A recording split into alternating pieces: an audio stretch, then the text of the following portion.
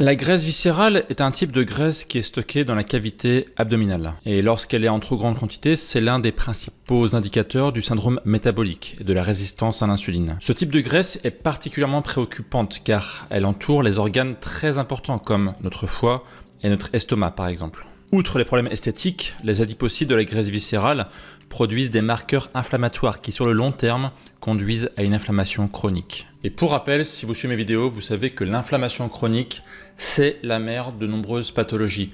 Donc voilà l'une des raisons qui explique pourquoi la graisse viscérale est aussi dangereuse pour la santé. La réduction de la graisse viscérale peut réduire votre probabilité de déclencher des maladies métaboliques et plus globalement d'améliorer votre santé. Dans cette vidéo, je vais vous donner 3 étapes plus une bonus, pour vous aider à détruire la graisse viscérale. Donc comme je vous l'ai expliqué, la graisse viscérale est une graisse qui est stockée à l'intérieur de notre abdomen, autour de nos principaux organes dans le ventre. L'autre type de graisse que vous devez connaître, c'est la graisse sous-cutanée, la graisse qu'il y a sous votre peau. La graisse sous-cutanée est dans l'ensemble considérée comme une graisse normale, qui est même essentielle à votre santé.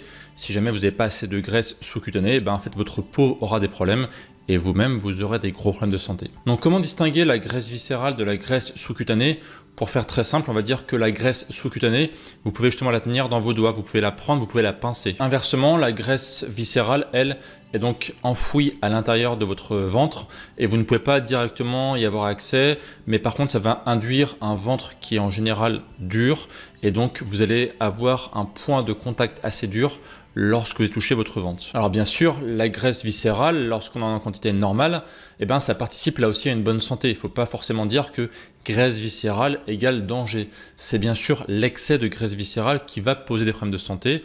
La graisse viscérale fait partie en fait du système de stockage des graisses normales du corps humain qui participe à avoir des réserves énergétiques. Mais comme on l'a dit, l'excès de graisse viscérale, la graisse viscérale en très grande quantité, va poser des très gros problèmes de santé. Donc concrètement, comment enlever la graisse viscérale? Premier point, réduire drastiquement sa consommation de fructose. Le fructose est un type de sucre simple qui compose 50% du sucre de table et se trouve également naturellement dans les fruits. Il est aussi et surtout ajouté dans la plupart des produits ultra transformés sous différentes formes. Le problème avec le fructose, c'est qu'il est rapidement absorbé et pris en charge par le foie. Petit rappel sur le métabolisme du fructose, justement, lorsque vous consommez du fructose, en fait il va aller directement au niveau du foie. Le foie a une certaine capacité à stocker du fructose, mais si jamais vous lui en donnez trop, ça va déborder, ça va créer un foie qui va être très gras. Le fructose se transforme en graisse assez rapidement et va donc provoquer des pathologies au niveau du foie lorsqu'il est consommé en très grande quantité. Tout comme les autres sucres, le fructose peut, lorsqu'il est consommé en grande quantité, provoquer des problèmes de résistance à l'insuline que j'ai récemment évoqué sur ma chaîne. Surcharge au niveau du foie plus résistance à l'insuline peut emmener des très gros problèmes de santé, comme par exemple le surpoids, le diabète, une stéatose hépatique non alcoolique, qu'on appelle aussi la NASH. Alors lorsqu'on mange des fruits qui contiennent du fructose, on va avoir là aussi une absorption du fructose dans le corps, c'est normal. Mais par contre la grosse différence, c'est que vous avez des fibres dans les fruits qui vont ralentir la diffusion du fructose et donc le fructose va être emmené de façon lente jusqu'au niveau du foie. De plus, un fruit ne contient pas forcément beaucoup de fructose. En général, en moyenne, on considère que ça tourne aux alentours de 10 grammes de fructose par fruit. Donc si vous mangez des fruits en quantité raisonnable, genre par exemple 3 à 4 par jour, il est impossible que vous ayez des problèmes de santé à cause de ça. Clairement, vous n'allez pas provoquer de foie gras parce que vous consommez 3 à 4 fruits par jour. Si en parallèle, bien sûr, votre alimentation est bonne et optimisée pour votre santé. Le réel danger va venir lorsque vous avez consommé du fructose qui n'est pas justement présent dans les fruits, du fructose libre qui n'est pas lié à des fibres. Là, par contre, ça va poser des gros problèmes. Le fructose va poser des problèmes lorsqu'il n'est pas consommé sous sa forme naturelle. Il faut donc fuir les sodas, les biscuits, les sucres en poudre, mais aussi les jus de fruits qui ne ressemblent plus du tout à des fruits et dont le fructose est digéré très rapidement. Alors que l'excès de glucose est dans l'ensemble plutôt transformé en graisse sous-cutanée, lorsque vous consommez du fructose, il va plutôt être transformé en graisse viscérale. Il faut savoir qu'un Américain moyen consomme entre 80 et 100 grammes de fructose pur par jour, ce qui est énorme. Ça équivaut à 25 cuillères à café de sucre. Rien qu'une bouteille de coca, ça contient plus de 35 grammes de fructose. Voilà pourquoi on appelle très souvent la maladie du foie gras la maladie du soda. Alors attention aussi aux jus de fruits, hein, comme j'expliquais à l'instant, les jus de fruits sur le principe ça peut être relativement bon lorsque c'est occasionnel et lorsque vous pressez par exemple une ou deux oranges, mais le problème c'est quand vous avez consommé par exemple des grandes quantités de jus de fruits maison, si vous consommez par exemple l'équivalent de 3, 4, 5, 6, 7 fruits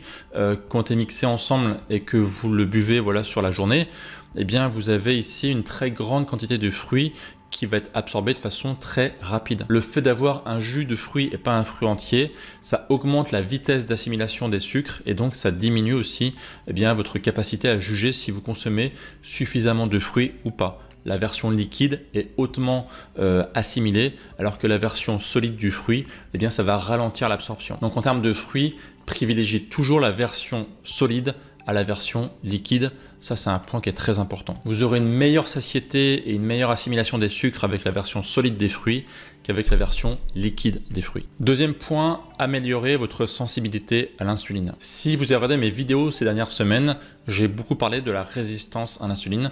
Notamment, j'ai fait une vidéo extrêmement complète sur le sujet pour vous expliquer comment vous débarrasser de la résistance à l'insuline. Si vous ne l'avez pas vue, n'hésitez pas à la voir, elle est juste ici. Vous en allez apprendre beaucoup sur le sujet. Et la résistance à l'insuline, c'est un point qui est particulièrement important par rapport à la vidéo d'aujourd'hui, parce que lorsqu'on fait de la résistance à l'insuline, eh bien c'est un véritable moteur pour créer de la graisse viscérale. Lorsque vous faites de la résistance à l'insuline, vous produisez beaucoup plus de graisse et celle-ci est stockée majoritairement dans les endroits où il y a beaucoup de place, comme autour des organes dans votre abdomen. Si vous réduisez votre résistance à l'insuline, vous allez de facto réduire votre quantité de graisse viscérale. Comme je l'évoquais dans ma vidéo, les deux stratégies les plus efficaces pour réduire la résistance à l'insuline, c'est d'une part un régime low carb, c'est-à-dire plutôt faible en glucides, et d'autre part pratiquer le jeûne intermittent, où là vous allez avoir zéro sécrétion d'insuline. Encore une fois, si vous souhaitez voir comment inverser la résistance à l'insuline, allez voir ma vidéo sur le sujet, je vous mets le lien dans la description de la vidéo. Point suivant très important pour réduire la graisse viscérale, diminuer la consommation d'alcool. La graisse viscérale est fortement associée à une consommation excessive d'alcool. Comme pour le fructose, l'alcool doit être traité en priorité par le foie et l'excès de consommation d'alcool peut entraîner le stockage massif de graisse dans l'abdomen. Alors il y a plusieurs études qui corroborent le fait que la consommation d'alcool est liée à une grande quantité de graisse viscérale. Je vous en partagerai dans la description de la vidéo, mais en deux mots, par exemple, il y a une étude qui a été faite sur 8000 adultes qui a noté que ceux qui consommaient le plus d'alcool étaient aussi ceux qui avaient la plus grande quantité de graisse viscérale, ou plus particulièrement qui avaient la plus grande circonférence abdominale, mais ici c'est quasiment la même chose. Et d'ailleurs, ce qu'on appelle les abdos crocs, en fait c'est pas une blague, c'est vraiment ça. Quand on consomme beaucoup d'alcool, en particulier beaucoup de bière, qui a un index glycémique qui est très haut, qui est de 110, qui est plus grand que le glucose pur, clairement ça favorise la création de graisse viscérale. Le point suivant, le point bonus, c'est le stress. Le stress physique ou psychologique entraîne la libération du cortisol dans l'organisme. Le cortisol possède une action hyperglycémiante, c'est-à-dire qu'il va augmenter le taux de sucre dans le sang. Et ça a pour but en fait de fournir au cerveau et au corps un apport d'énergie pour faire face justement à une situation de stress. Donc le stress, quand il est ponctuel, c'est absolument pas gênant, c'est normal, ça fait partie de notre système de défense naturel. Par contre, lorsqu'il est chronique, lorsqu'il est constant, ça va provoquer ce qu'on appelle un épuisement des glandes surrénales et ça va emmener de la résistance à l'insuline parce qu'encore une fois, le cortisol a une action hyperglycémiante.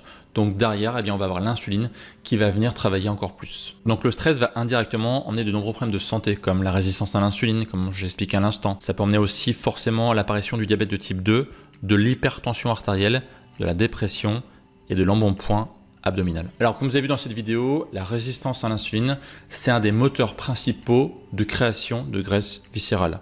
Si justement vous souhaitez vous débarrasser de la résistance à l'insuline et donc de proche en proche détruire votre graisse viscérale, n'hésitez pas à aller voir cette vidéo où je vous explique étape par étape comment vaincre ce problème de santé qui est absolument dramatique. Et moi je vous retrouve très bientôt pour de prochaines vidéos et d'ici là, prenez soin de vous.